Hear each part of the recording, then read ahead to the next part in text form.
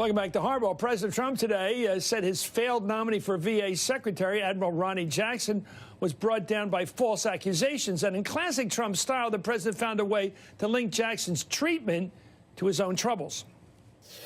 I called him today. I said, in a certain way, you're in a very big way, you're an American hero, because you've exposed the system for some horrible things. I've had it happen to me with the Russian collusion hoax. It's a hoax.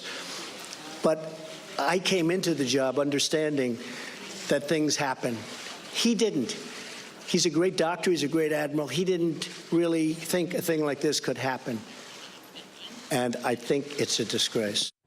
Let's bring in the Hardball Roundtable. Jason Johnson's politics editor of TheRoot.com and an MSNBC contributor, political contributor. That's even better. Dan Eberhart is a GOP fundraiser and CEO of Canary LLC. And Annie Linsky is national political reporter for The Globe. That's the Boston Globe, pronounced as that, Boston Globe.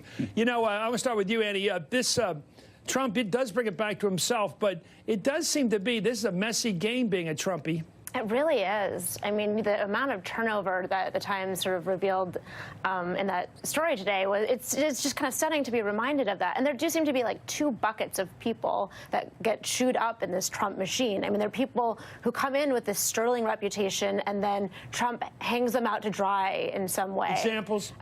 Rex Tillerson is the best, I think.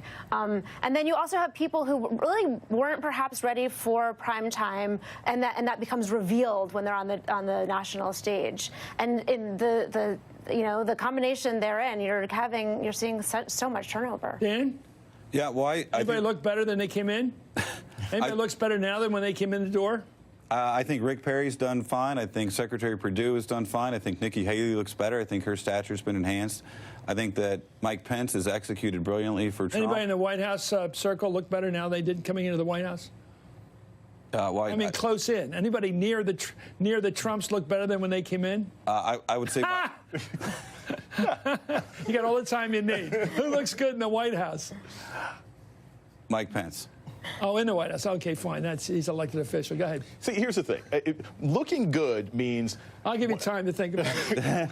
If I left the White House tomorrow and decided I was going to run for congressman or state senator in my home state, would that help me on my resume? And I would say almost nobody. There aren't a lot of people who could leave this administration and go back to any of those, even those purple states, even those states that flip red and say, hey, I spent time in the Trump administration, elect me in Michigan. So no, it has been a pall. It has been just a millstone on the neck of people who have been in this administration. Well, I'm just thinking about all the ideologues around him. I'm thinking of some of the guys who came in with their own scent to begin with.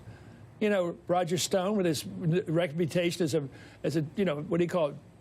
Troublemaker. Right. Bannon, for example. I mean, he's certainly... Bannon was known as a trouble guy. Yeah. And Trump seems to like those guys. And Corey Lewandowski, you know, Metza going in, going out about the same. Price is another example of someone who... Prince Priebus, you know, came in as party chairman. He goes out as a guy who failed. I mean, I think there's a lot of people. I think there's a lot of people that have succeeded in the Trump administration. In the White House. Kellyanne Conway. You think she's looking good? Yeah. I think she's done a marvelous job. I think her credibility has been enhanced. I also think that the media is really... credibility. Not a chance. Not a chance. Yes. Her credibility has been absolutely shrunk. She's the one who came up with the term alternative facts. No one who is associated with alternative facts can be considered a respected person when they leave this White House. Sebastian Gorka, Steve Bannon, people leave this White House and they are tainted. They are tainted by the man who's at the top, who's sitting in the executive office right now. So I don't see how anybody benefits coming from this place unless you're going to a place that is ideologically in line with this president, and that is a shrinking number of locations. I don't think they're tainted by people. I don't think they're tainted by their association with Trump. I think that certain people have been unable to keep up with the pressure and unable to keep up with the pace. I think that Trump moves at the pace of business. I think it's different from government, and I think that it's caused a lot of consternation in Washington. You know, I would say Mark Short would be one person who I think has done a really good job sort of keeping his head down. And Mark Short? Yeah. He's the legislative director in the White House. He came from sort of the Koch world. Former Pence chief of staff. Former Pence chief of staff. Porter. That's in the other category. It just seems to be a problem. But there's also the case. There's also the case, though. That's Look, how many people work in the White House and the old executive office building? You know, we know about the 10 or 15 or 30 people that the media puts up on the screen as the fallen angels. Because they're the top people. Yeah, but there's also, but they're not all of the top people. There's some of the top people, and there's another, what, 500 people that work in the old executive office building. Do you think sycophancy is a problem in this administration where you have to bow down really below Trump for him to like you?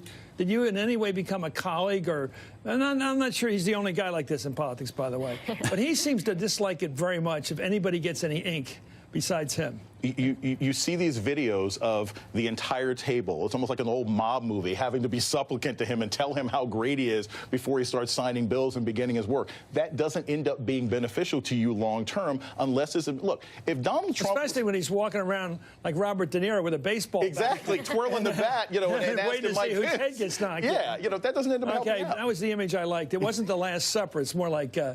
Anyway, it's like, let me think of the movie. I think it's The Untouchables. Anyway, the roundtable's sticking with us. I heard it in my ear, but I knew it before I heard it. Up next, these people tell me something I don't know. You're watching Hardball.